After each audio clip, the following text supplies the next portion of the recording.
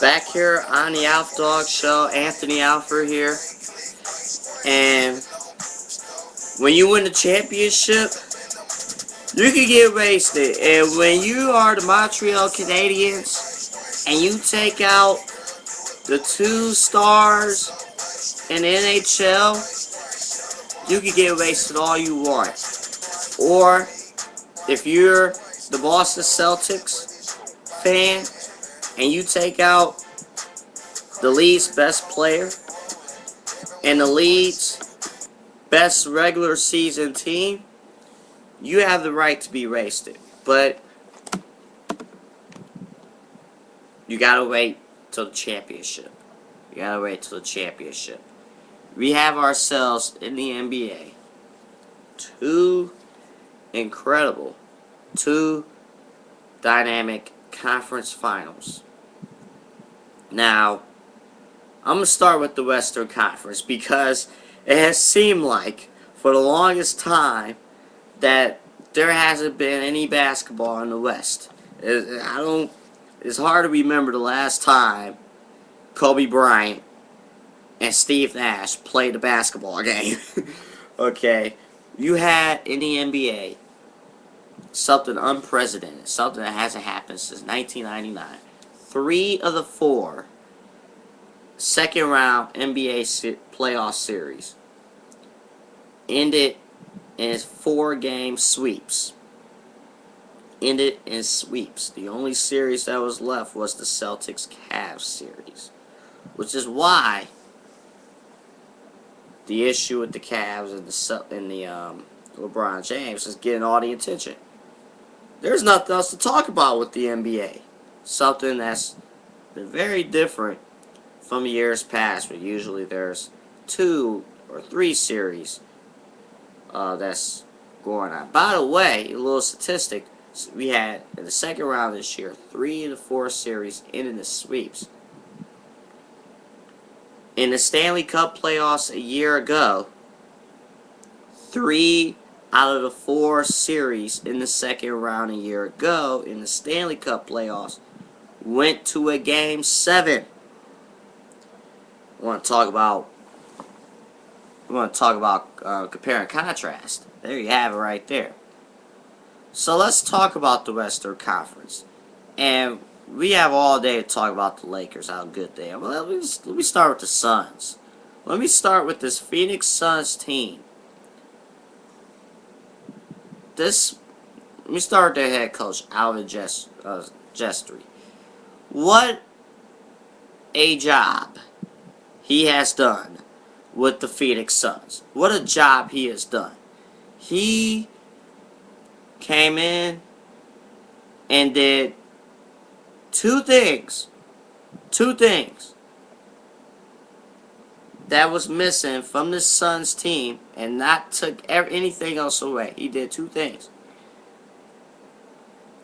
Number 1, he developed a bench. And number 2, he developed defense. And he did all this without taking away the bread and butter of the Phoenix Suns, which is the run and gun. And I think you can tell by now I like that style. Again, as a track runner, as a track runner, I love running. But for a team like the Suns, you have Steve Nash. When they was going a few years ago, when they were going to conference finals every year,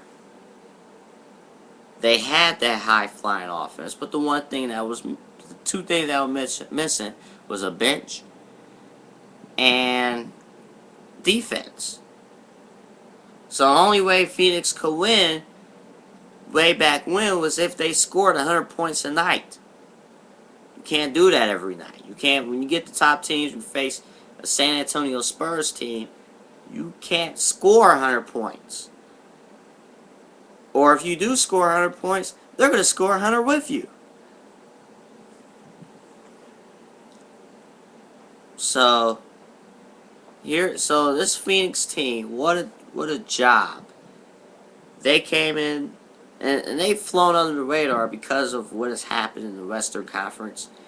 Really, the last 2-3 seasons, the Western Conference, the top teams, has been very close as far as win totals and percentage. And the depth is there in the Western Conference. Think about it. This year, the 2 teams that were left were part of the 8 teams that made the playoffs in the Western Conference that all had at least 50 wins. Now, how impressive is that? Every team in one conference that qualified for the playoffs had at least 50 wins. That just flat out means the rest of the teams in that conference just sucks.